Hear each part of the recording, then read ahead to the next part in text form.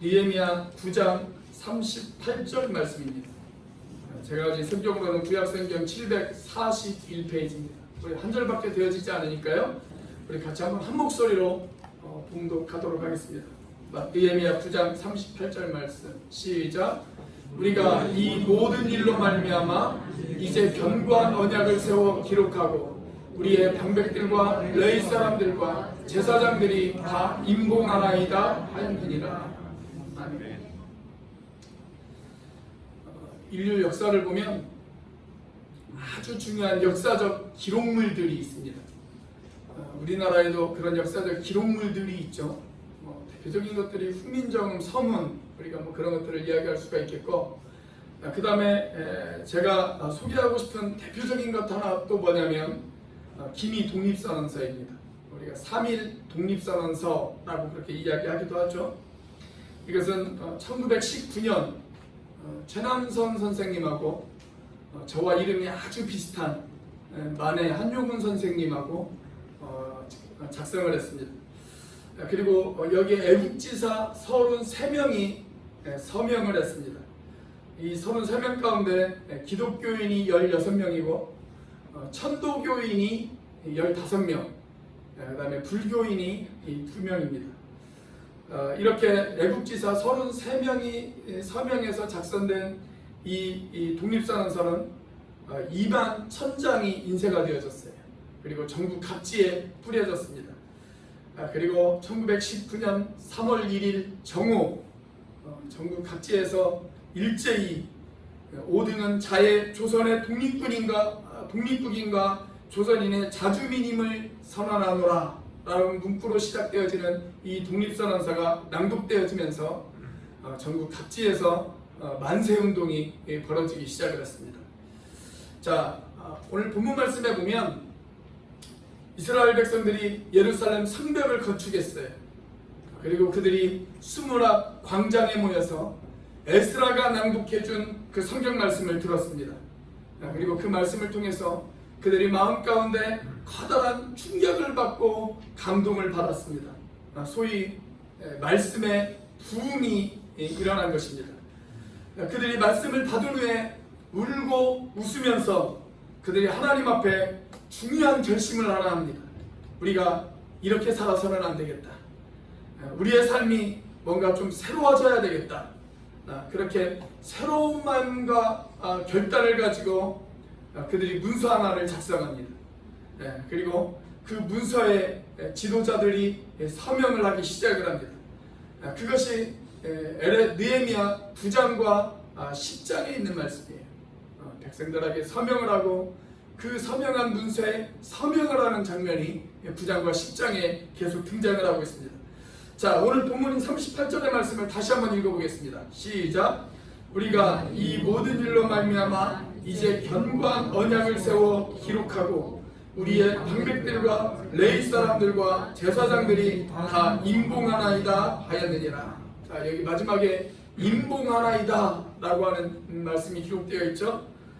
이것을 우리식으로 표현하자고 하면 어떻게 표현할 수 있냐면 사인했다 이 말이에요. 그들이 서명했다 이 이야기입니다. 자, 우리가 9장 전체를 읽어보면 그들이 말씀의 부흥을 경험하고 난 뒤에 그들이 하나님 앞에 자기의 죄를 토해내기 시작을 합니다. 그들의 죄악을 하나님 앞에 참여하기 시작을 해요. 하나님께서 우리에게 은혜와 자비를 베푸셨음에도 불구하고 우리가 하나님의 기대를 무너뜨리는 그런 행동을 너무 자주 했습니다. 우리가 하나님의 말씀 앞에 불순종했습니다.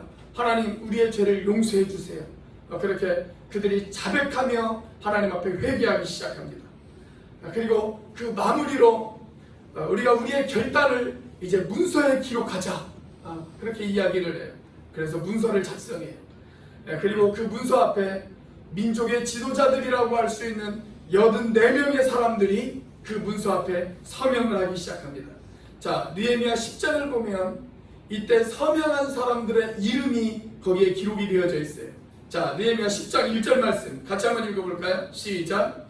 그 임봉한 자는 하가랴의 아들 총독 느헤미야와 시드기야. 자, 그 문서에 서명한 84명의 이름이 시작되는데 가장 먼저 등장하는 사람이 누구예요? 느헤미야가 먼저 등장을 해요. 느헤미야가 총독이잖아요. 그래서 느헤미야가 제1호 서명자였어요. 제일 먼저 그 문서에다 서명을 하고, 그 다음 서명한 사람이 누구냐면 시드기야라고 하는 사람입니다. 시드기야. 이 사람은 아마도 부총독이 아니었을까, 혹은 느헤미야의 비서실장이 아니었을까라고 그렇게 우리가 추측을 합니다. 자, 그리고 2절부터 8절까지는 21명의 제사장들이 그 문서에 서명을 해요. 그 다음 9절부터 13절까지를 보면 17명의 레위 지파들이 거기에 서명을 합니다. 그 다음 14절 이하 27절까지 말씀을 보면 백성들 가운데 각계각층의 지도자들 44명이 거기에다 서명을 하기 시작을 합니다. 자, 그런데 재밌는 것은 이 14절을 보면 이런 표현을 해놓았어요. 자, 14절 같이 한번 읽어보겠습니다. 시작. 또 백성의 우두머리들 곧 바로스, 바항모압, 엘람, 삿두, 바니. 자, 여기 각계각층의 지도자를 뭐라고 이야기를 했냐면 우두머리다 라고 그렇게 이야기했습니다. 우두머리다. 옛날 개역 한글 성경에는 더 재밌게 표현해 놓았어요.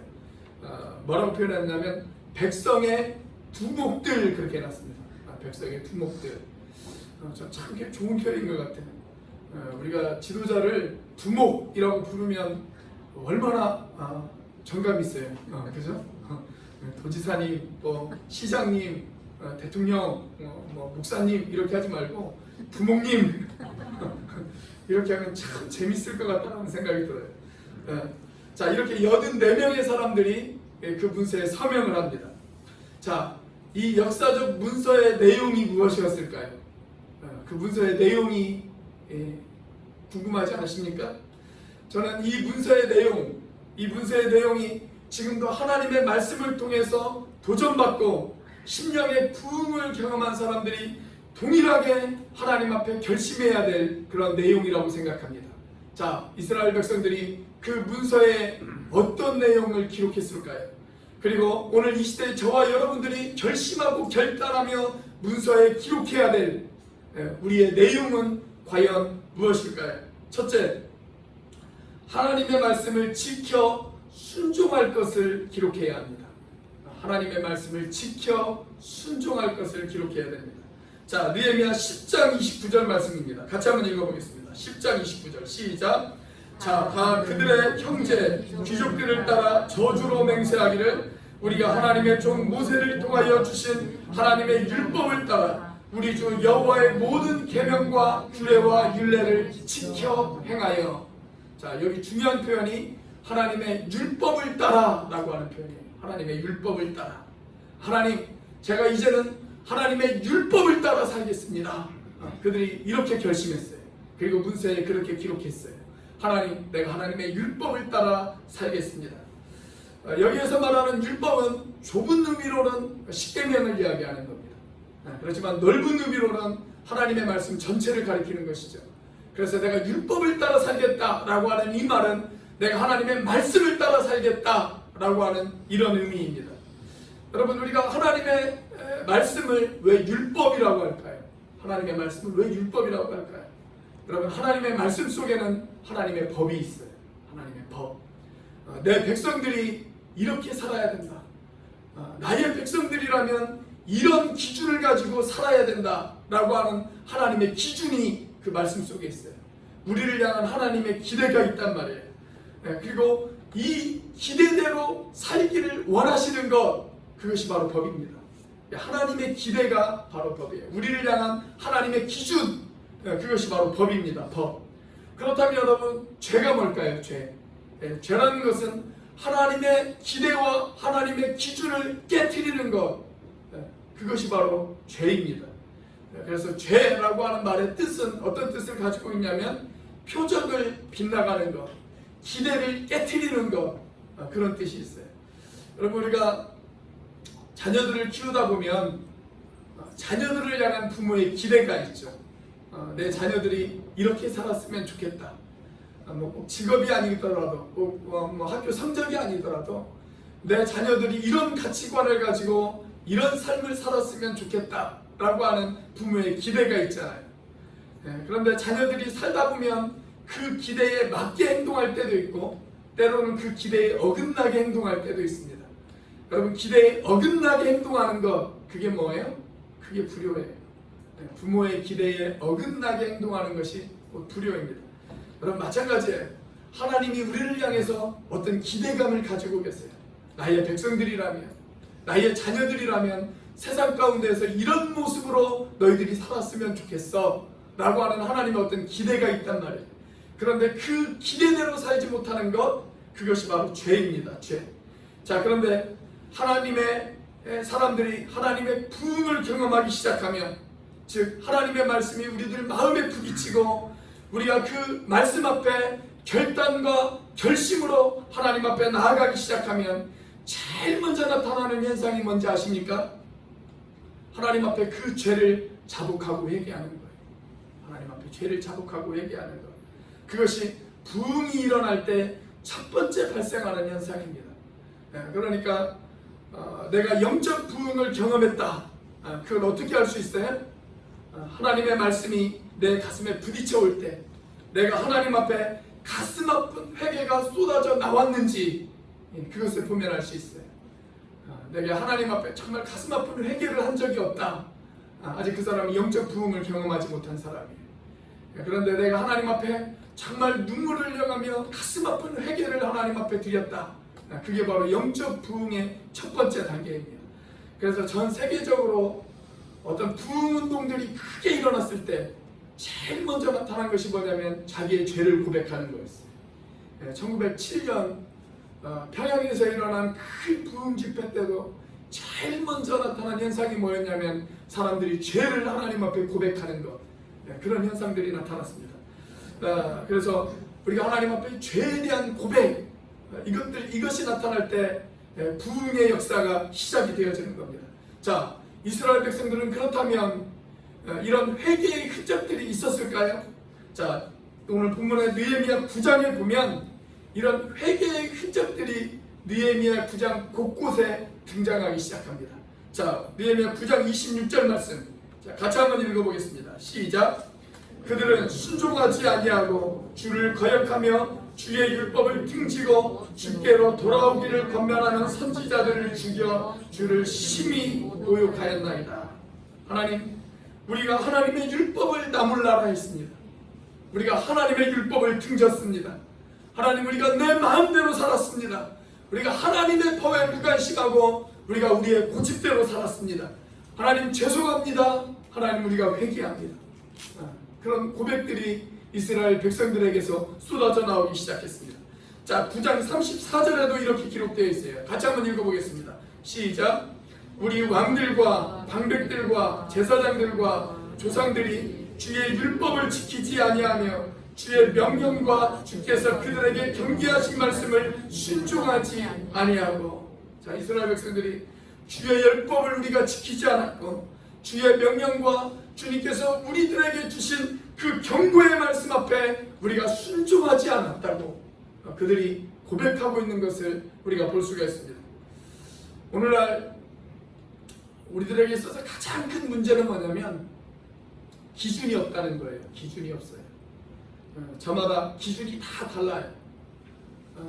적어도 예전에는 그리스도인들이 가져야 할 기준이라는 것이 있었어요. 그래서 예수님을 안 믿는 사람이라 할지라도, 교회를 안 다니는 사람이라 할지라도, 그리스도인들이라면 이런 기준을 가지고 살아야 돼. 그리스도인들은 이렇게 사는 사람들이야 라고 하는 그런 기준이 있었어요. 기준. 제가 어릴 때까지만 하더라도 적어도 그런 기준이 있었습니다. 근데 요즘은 그 기준들이 다 무너져 버렸어요. 사람들이 다 그냥 제 마음대로 살아요. 그냥 자기 고집대로 살아요. 자기 기분 내키는 대로 살아요. 그래서 믿는 사람들과 믿지 않는 사람 사이에 기준이 없어져 버렸습니다. 그러나 그랬던 사람이라 할지라도 말씀이 부딪혀오기 시작하면 제일 먼저 나타나는 현상이 뭐냐면 하나님 말씀 앞에 자기 자신을 보기 시작해요. 하나님의 말씀이 거울이 되어져서 그 말씀 앞에 자기 자신이 보여요.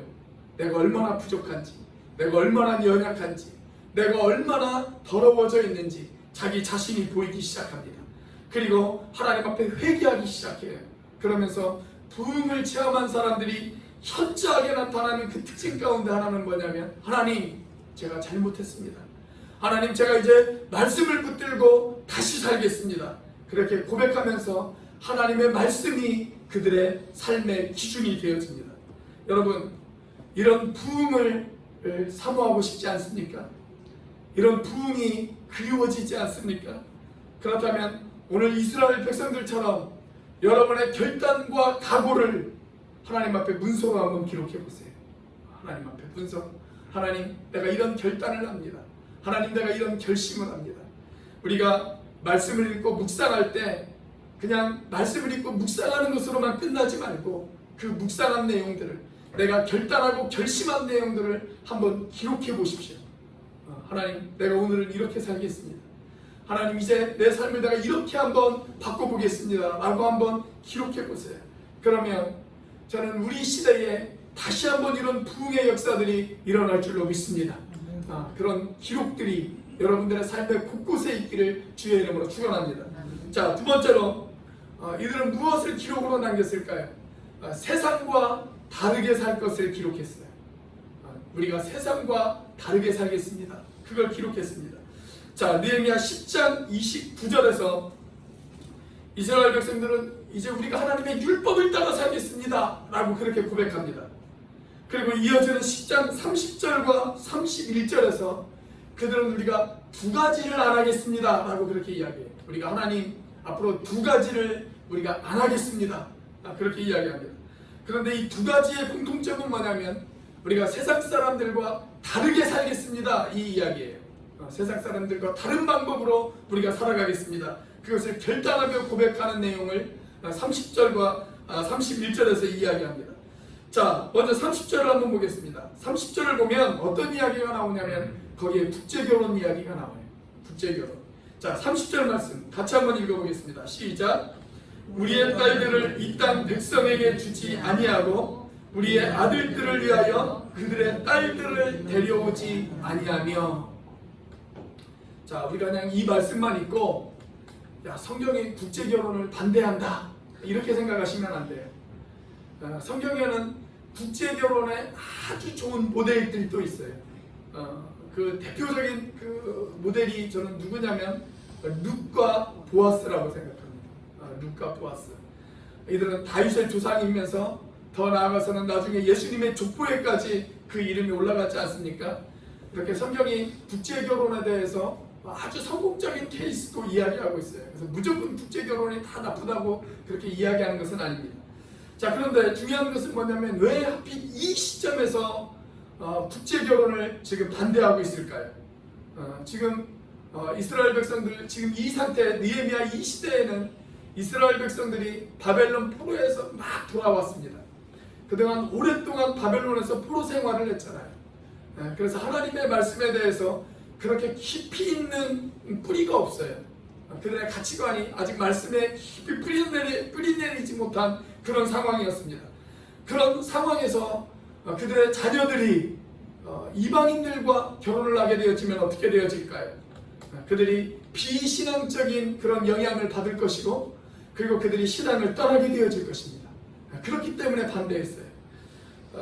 제가 언젠가도 한번 여러분들에게 그런 이야기를 드린 기억이 나는데, 제가 서울에 있을 때 가르쳤던 자매가 하나 있어요. 청년 자매가. 근데 이 자매가 어느 날 저에게 찾아와서 뭐라고 이야기를 하냐면, 그때 이제 전도사 때였는데, 전도사님, 저 터키로 선교여행 떠나고 싶어요. 그러더라고요. 한 6개월 정도 터키로 선교여행 떠나고 싶어요. 그래. 그래서 제가 말렸습니다. 자매는 아직 선교를 생각할 그런 수준이 아니야. 무엇보다 자매는 먼저 스스로 말씀 위에 훈련을 좀 받아야 돼. 자매 스스로 말씀 위에 훈련을 받고 난 뒤에 그때 우리가 선교에 대해서 다시 한번 생각을 해보자. 그렇게 이야기를 했어요. 그런데 제 말을 듣지 않더라고요. 그리고 무작정 그냥 짐 싸가지고 터키로 떠났습니다. 근데 거기에서 터키 남자를 만났어요. 그리고 어떻게 되어졌을까요? 이슬람 사람이 되어버렸습니다. 이슬람이 돼버렸어요. 제가 얼마나 가슴이 아팠는지 몰라요. 선교를 위해서 떠났는데 오히려 선교를 당했어요. 가끔 청년들이 믿음이 없는 상대와 연애를 합니다. 믿음이 없는 이성과 만나서 연애를 해요. 그래서 이제 저에게 와서 결혼하겠다라고 상담을 하는 그런 청년들이 있어요. 물론 저는 반대합니다. 저는 반대해요. 그러면 꼭 하는 말이 무슨 말이냐면 자기는 전도할 자신이 있다라는 거예요. 저는 전도할 자신이 있어요. 그런데 대부분 보면 전도를 하는 것이 아니라 전도를 당합니다. 그래서 신앙을 떠나는 그런 일들이 얼마나 많이 있는지 몰라요. 자, 그런 의미에서 오늘 본문이 국제결혼을 지금 반대하고 있는 것입니다. 자, 중요한 것은 이것입니다. 여러분, 우리의 자녀들이 어떻게 이 세속화된 세상 가운데에서 보호되어질 수 있을까요? 여러분, 비단 우리의 자녀들뿐만이 아니라 우리 자신이 어떻게 이 세속화의 거대한 물결 앞에서 우리 자신을 우리가 지켜나갈 수가 있을까요? 그렇다고 우리가 믿지 않는 사람들을 전혀 안 만날 수는 없잖아요. 나는 믿지 않는 사람들을 만나지도 않고 나는 믿지 않는 사람들과 상종조차 하지 않겠다. 우리가 그렇게 살 수는 없지 않습니까?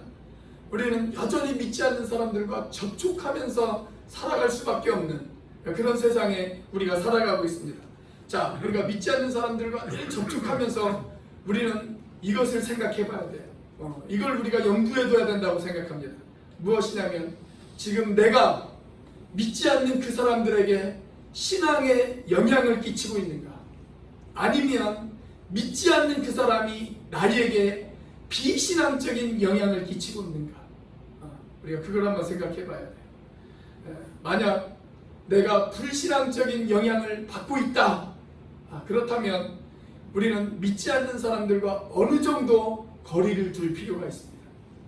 내가 그들과 너무 가까이에서 내가 그들로부터 불신앙적인 영향을 받고 있다. 그러면 그들과 어느 정도 거리를 좀 둘 필요가 있어요. 지난번 그 주일날 조재철 목사님이 오셔서 그런 이야기를 하시더라고요. 그분에게 작년에 우리 교회에 와서 알겠지만 딸 2명이 있어요. 딸 2명. 얼마나 예쁜지 몰라요. 이 딸 2명. 그런데 이 딸 둘이 중학교 때 정말 친하게 지냈던 친구들이 있대요. 그런데 이 친구들이 이제 고등학교에 들어서면서 미국은 고등학교 들어서면 운전면허증을 딸 수가 있습니다. 그리고 학교로 차를 몰고 등교를 할 수가 있어요. 고등학생만 되면. 근데 그중 고등학생 한 명이 차를 몰고 학교로 등교를 하기 시작을 한다는 거예요. 근데 이제 보통 차를 몰고 등교하면 친구들과 어울리면서 좀 탈선의 길로 접어들어가기가 좀 쉬워요. 근데 정말 중학교 때 친하게 지냈던 친구가 그런 탈선의 길로 좀 접어들기 시작했어요. 그것 때문에 좀 걱정스러웠는데 자기의 딸들이 알아서 그들과 거리를 두더라는 거예요. 거리를 두더라. 그걸 보며 참 감사했다라는 그런 이야기를 하더라고요. 여러분, 우리가 좀 그럴 필요가 있어요. 내가 세상 사람들과 접촉하면서 살아가지만 그들이 나에게 불신앙적인 영향을 많이 준다라고 생각한다면 우리가 그들과 어느 정도 좀 거리를 둘 필요가 있습니다. 왜냐하면 저와 여러분은 불신자들과 달라야 하기 때문에 그렇습니다. 저와 여러분들이 불신자들과 다를 것이 없고 그들과 똑같다. 그러면 우리가 세상을 향해서 책망할 수가 없어요. 세상을 바꿀 수가 없습니다. 우리가 세상과 달라야 세상 사람들이 저와 여러분들의 모습을 보면서 도전을 받을 것 아니겠습니까? 그런데 우리가 세상과 똑같으면 우리가 세상을 향해서 던질 메시지가 없어요. 그래서 어느 정도 우리가 불신앙의 영향을 많이 받는다라고 생각하면 거리를 좀 둘 필요가 있어요. 그런 의미에서 오늘 이스라엘 백성들이 우리의 자녀들을 이방인들과 결혼시키지 않겠다. 그렇게 지금 작정하고 있는 것입니다. 자, 그 다음 31절을 보시면 거기 안식일에 관한 이야기가 나와요. 안식일에 관한 이야기. 자, 31절 같이 한번 읽어보겠습니다. 시작. 혹시 이 땅 백성이 안식일에 물품이나 온갖 곡물을 가져다가 팔려고 할지라도 우리가 안식일이나 성일에는 그들에게서 사지 않겠고 일곱째 해마다 땅을 쉬게 하고 모든 빚을 탕감하리라 하였고, 자, 우리가 안식일을 온전히 지키겠다. 안식일은 물건을 우리가 사지 않겠다. 그렇게 지금 이야기하잖아요. 자, 이 시점에서 왜 하나님께서는 이들에게 안식일에 대한 명령을 하나님께서 주셨을까요? 자, 이렇게 한번 생각해 보시죠. 오늘 우리 이 시대가 참 바빠지고 있습니다. 그래서 주일날 한번 이 자리에 나와서 우리가 예배를 드리는데, 우리가 매주 한번 예배 드리는 이 시간마저 포기해버린다면 우리의 신앙이 어떻게 되겠어요? 그러니까 일주일에 딱 한 번 예배 드리는데 이 신앙마저 포기해버린다면 우리의 신앙이 어떻게 되어질까요? 어떤 사람은 딱 한 번 예배 드리는데 그것도 온전하게 예배 드리지 못하는 사람들이 있잖아요.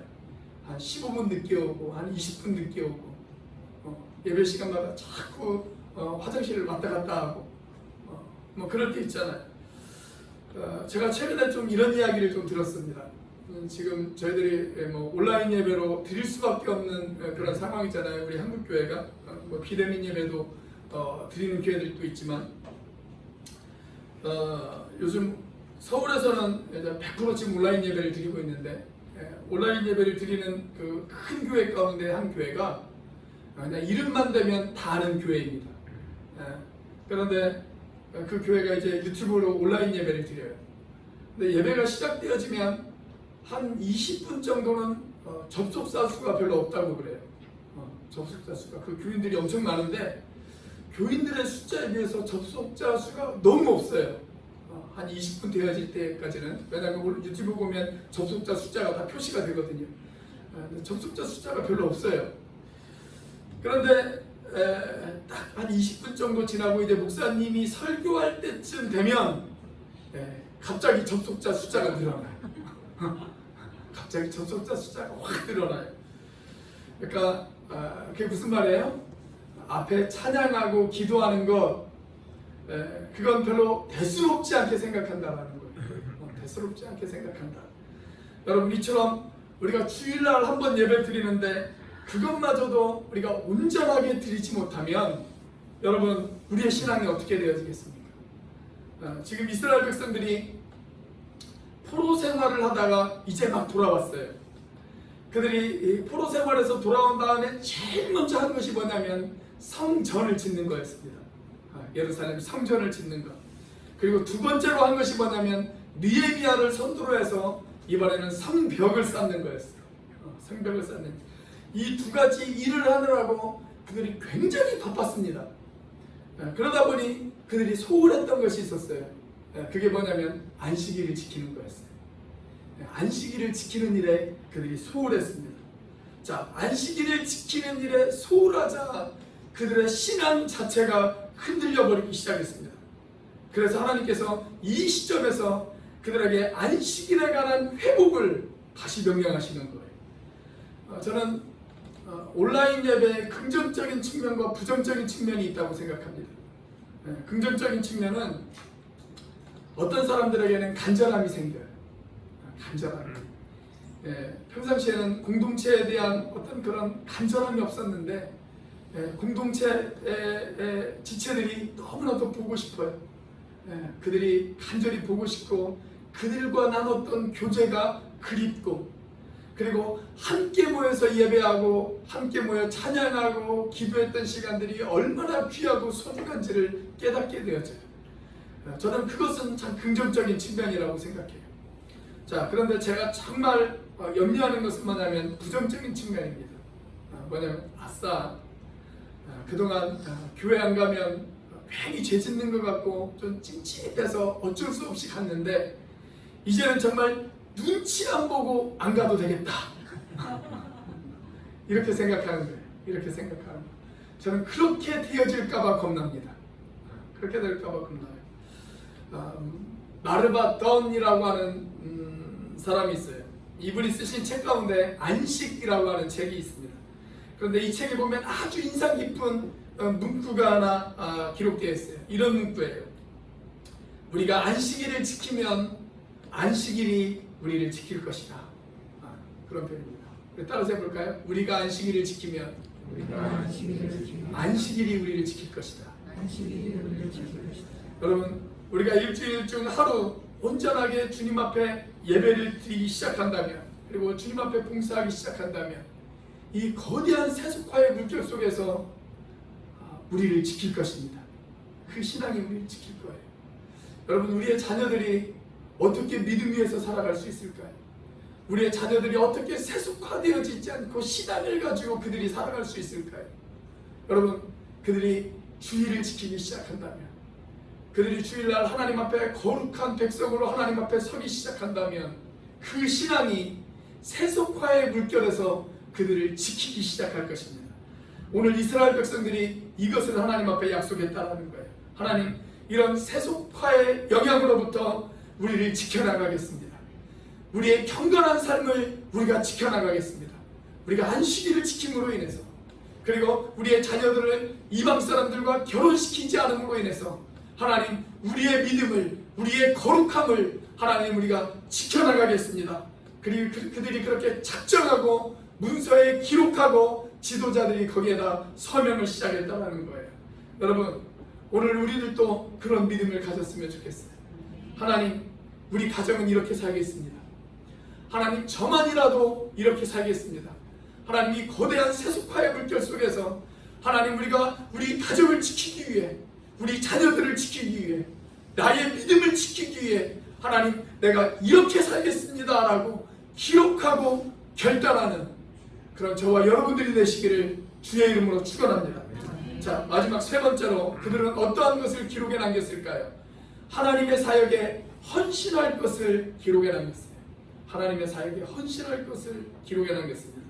자, 느헤미야 10장 32절부터 39절까지의 말씀을 보면 가장 많이 등장하는 단어가 두 개가 등장을 합니다.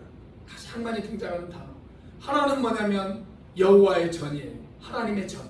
하나님의 전이라고 하는 글자가 가장 많이 등장을 하고, 또 하나는 11조라고 하는 말이 가장 많이 등장합니다. 하나님의 전과 11조라고 하는 말이 가장 많이 등장을 해요.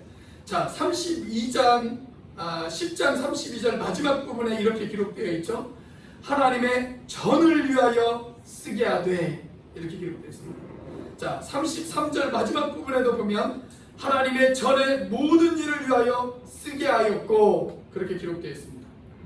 자, 35절 마지막 부분에도 보시면 첫 열매를 여호와의 전에 드리기로 하였고 라고 기록되어 있어요. 여호와의 전, 하나님의 전을 말하는 것이죠. 자, 그 다음에 마지막 절인 39절 마지막 부분을 보면 이스라엘 백성들이 이런 결심을 해요. 하나님 앞에 우리가 우리 하나님의 전을 버려두지 아니하리라, 이렇게 기록되어 있습니다. 우리 하나님의 전을 버려두지 아니하리라.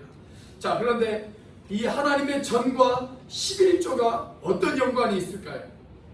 자, 이스라엘 백성들이 아까도 말씀드렸던 것처럼 지금 바벨론 포로 생활에서 막 돌아왔어요. 제일 먼저 한 일이 뭐라고요? 성전을 짓는 거였어요. 성전을 짓는 거. 두 번째로 한 것이 뭐예요? 성벽을 쌓았어요. 자, 이 두 가지를 하느라고 이스라엘 백성들이 굉장히 많은 헌신을 했습니다. 열심을 다해서 헌신을 했어요.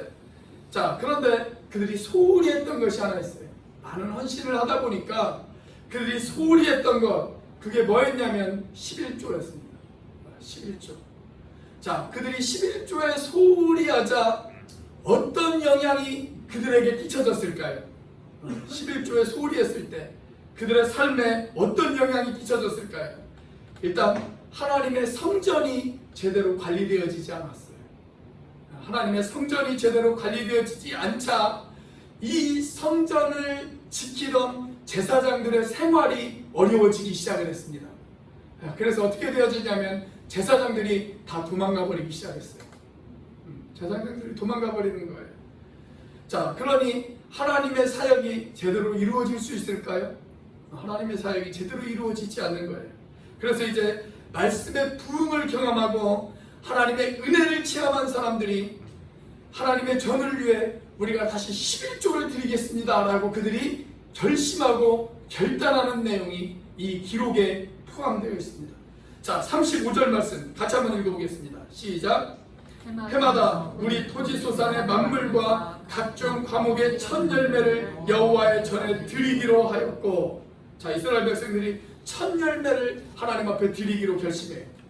그리고 그 이하의 말씀들을 쭉 읽어보면 우리가 이제는 정직한 11조를 하나님 앞에 드리겠습니다 라고 그들이 결단하는 장면이 등장을 하기 시작합니다.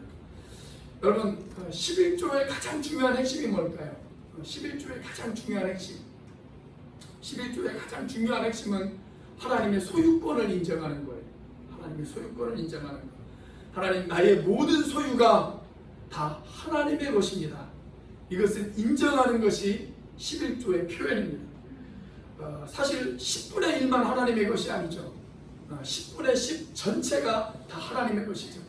그래서 내가 하나님의 것을 구별하여 하나님 앞에 드립니다 라고 하는 고백으로 우리가 11조를 하나님 앞에 드립니다. 그래서 성경은 11조를 하지 않는 것, 그것을 도적질이라고 그렇게 우리에게 경고하고 있습니다. 자, 이스라엘 백성들은 원래 11조만 드린 것이 아니었어요. 제사장들을 위해서 10분의 1을 드렸고, 그 다음에 그들이 그 10분의 1만 드린 게 아니고 명절에 11조도 드렸습니다. 명절에 11조, 6월절이나 초막절이나 이런 명절이 되어지면 그 명절마다 그들이 먹고 마시잖아요. 다 모여서. 그래서 그 회식의 11조를 그들이 하나님 앞에 드렸어요. 그리고 3년마다 한 번씩 가난한 사람들을 구제하기 위해서, 고아나 과부나 나그네들을 구제하기 위해서 그들이 또 구제의 11조를 하나님 앞에 드렸어요. 그래서 그 모든 것을 다 합하면 1년에 그들이 11조만 드린 것이 아니라 10의 2조씩 하나님 앞에 드렸습니다. 여러분, 우리가 인생을 살아가면서 내가 하나님 앞에 더 많은 11조를 드릴 수 있다. 여러분, 그게 축복일까요? 축복이 아닐까요? 축복이죠. 그럼 질문을 제가 좀 바꿔서 한번 여러분들에게 질문을 드려보겠습니다. 여러분, 조금만 벌고 조금 드리기를 원하십니까? 많이 벌고 많이 드리기를 원하십니까? 저는 항상 그게 궁금해요. 조금만 벌고 조금만 드리기를 원할까? 많이 벌고 많이 드리기를 원할까? 우리 옆에 있는 분에게 한번 물어보세요. 한번 물어보세요. 조금만 드리고 조금 드리실 겁니까? 많이 드리고 많이 벌고 많이 드리실 겁니까? 한번 물어보세요. 헌금 이야기만 나오면 괜히 부담을 느끼시는 분들이 계세요. 심지어 요즘은 교회가 대면 예배를 강조하는 것이 헌금 때문이다, 이렇게 이야기하시는 분들도 있어요. 또 안 믿는 사람들이 그렇게 이야기하는 건 그럴 수 있다 쳐요. 그런데 믿는 사람들마저 그렇게 이야기하는 것을 들어보면 참 가슴이 아파요. 가슴이 너무 아파요. 어떤 분들은 영적인 교회에서 물질적인 이야기를 하는 것이 바람직하지 못하다, 그렇게 이야기하시는 분들도 있어요. 그런데 우리가 지난 세기 영국의 아주 유명한 설교가 가운데 캠벨 몰건이라고 하는 설교자가 있습니다. 이분이 이런 유명한 이야기를 했어요. 11조는 물질적인 것이지만 이 헌금의 배후에는 영적인 헌신이 있다. 헌신 없이 헌금은 가능하지 않으며 헌금 없는 헌신은 위선이다, 이렇게 이야기했습니다. 헌신 없는 헌금은 가능하지 않고, 그리고 헌금 없는 헌신은 위선이다. 즉 마음이 있는 곳에 물질이 있다, 이 이야기입니다. 이 이야기. 저는 최근에 아름다운 헌금을 드린 몇몇 분들의 모습을 지켜보았습니다. 우리가 지난 임시 재직회 때 그랜드 카니발을 교회 차로 등록하는 과정에서 두 분이 차량 헌금을 내셨어요. 차량 헌금. 이분들의 생활이 넉넉하지 않습니다. 정말 그야말로 힘에 부친 헌금이었습니다. 그러나 그분들이 자원하는 마음으로 교회를 섬기시기 위해서 헌금을 드렸습니다. 담임 목사로서 그 헌신이 얼마나 고마운지 몰라요. 얼마나 눈물 나는지 모릅니다. 지난주에는 어떤 분이 교회 통장으로 구제하는 일에 사용해달라고 헌금을 보내셨습니다. 적지 않은 금액을 헌금으로 보내주셨어요. 이분을 이름을 밝히지 않으셨어요. 그래서 누구인지 몰라요. 저도 그분이 누구인지를 애써 알려고 하지 않았습니다. 그냥 그 마음을 소중하게 생각해서 주변에 어려운 사람들을 돕는 일에 그 물질이 사용되어졌으면 좋겠다라고 생각하고 있고, 또 그렇게 그 물질을 사용하려고 작정하고 있습니다. 또 지난주에 샬롯 열린교회 그 조재철 목사님이 저희 교회를 방문하셨을 때 저에게 부탁을 하나 하셨어요. 자기 교회에 최근에 남편하고 사별한 자매님이 한 분이 계시대요. 그런데 이 남편이 살아생전에 보험을 좀 들어놓은 게 있는데 그 보험금 액수가 꽤 크더라고요.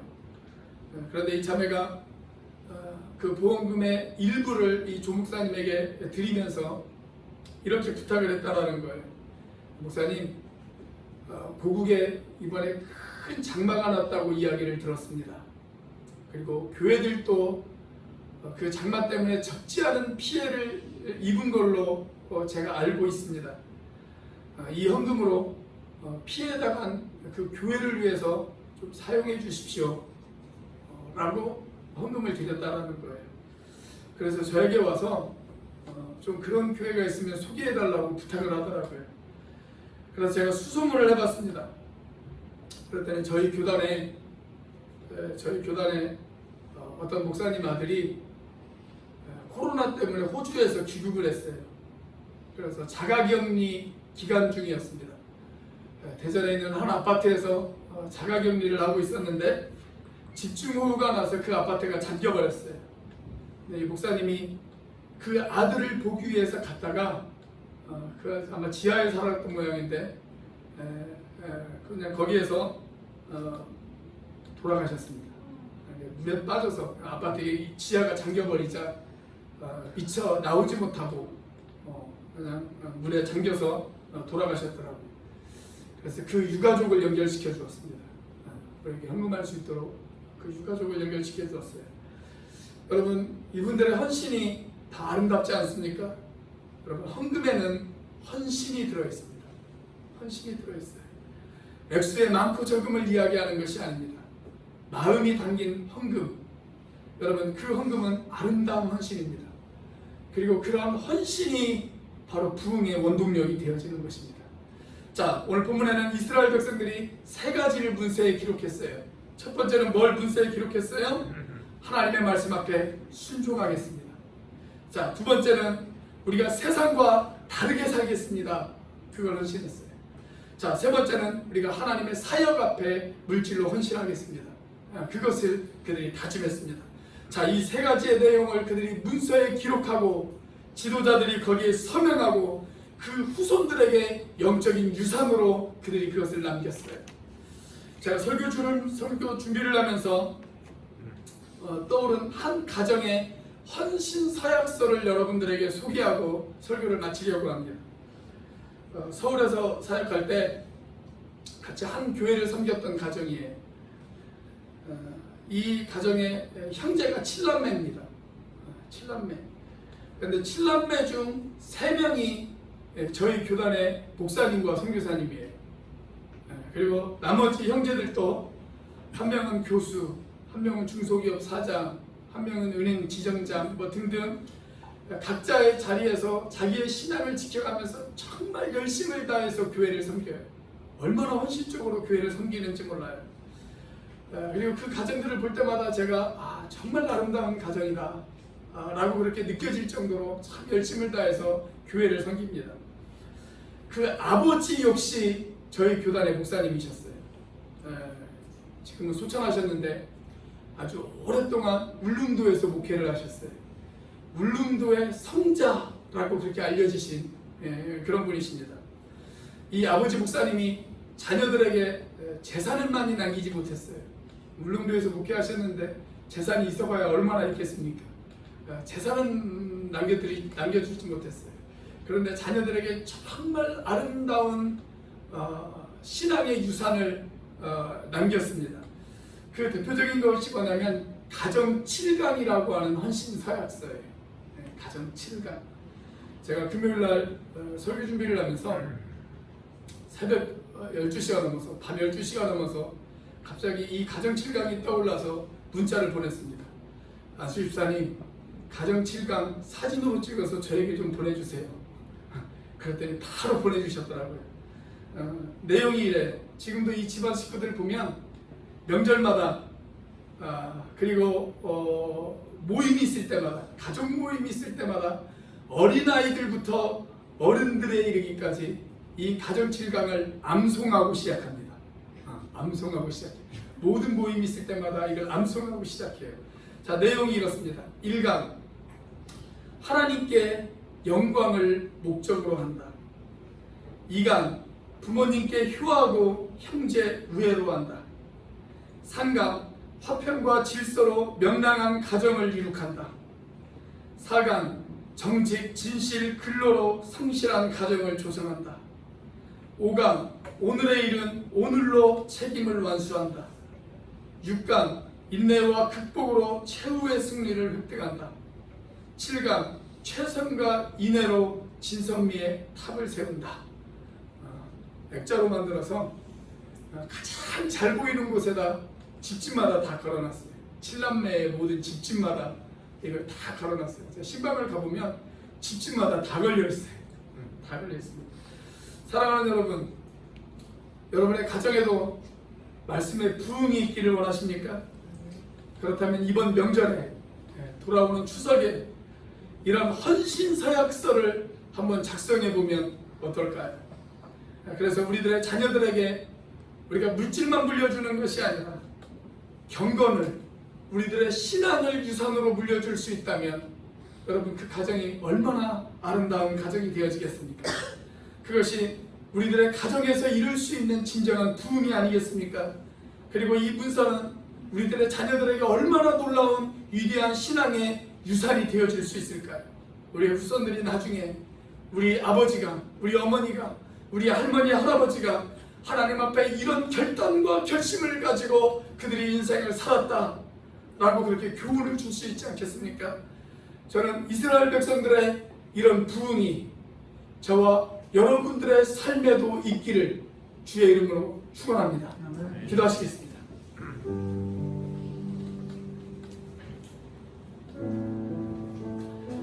이 시간 주님의 사랑을, 주님의 선하심을, 주님의 은혜를 한번 생각해 보십시오. 우리가 어찌 그 사랑을 잊을 수가 있겠습니까? 우리가 어찌 그 긍휼을 잊을 수가 있겠습니까? 하늘을 두루마리 삼고 바다를 먹물로 삼는다 할지라도 우리가 그 사랑과 은혜를 어떻게 다 기록할 수 있겠습니까? 이스라엘 백성들은 그 사랑과 그 은혜를 결단하고 결심하면서 문서로 기록으로 남겼습니다. 하나님, 이 시간 우리들도 그 사랑과 그 은혜를 우리들의 마음에 새기기를 원합니다. 주님을 향한 우리의 결단과 각오를 우리의 마음에 새길 수 있도록 하나님 도와주시옵소서. 우리 이 시간 같이 이렇게 한번 하나님 앞에 기도하도록 하겠습니다. 같이 한번 기도합니다. 하나님의 살아계심에 역사하시는 하나님 아버지 감사합니다.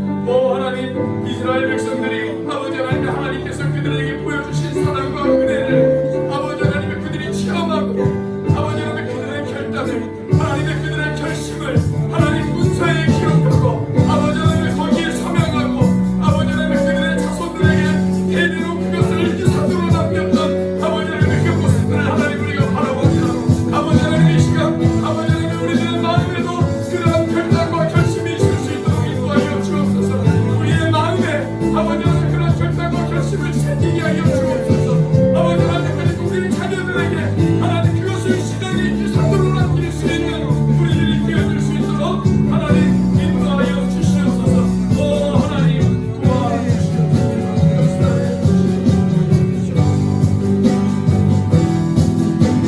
주의 사랑을, 주의 선하심을,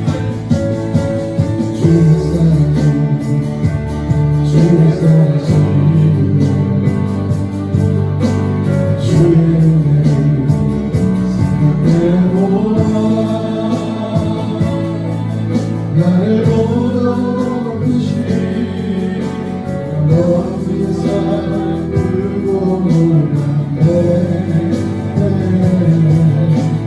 나의 사랑 들고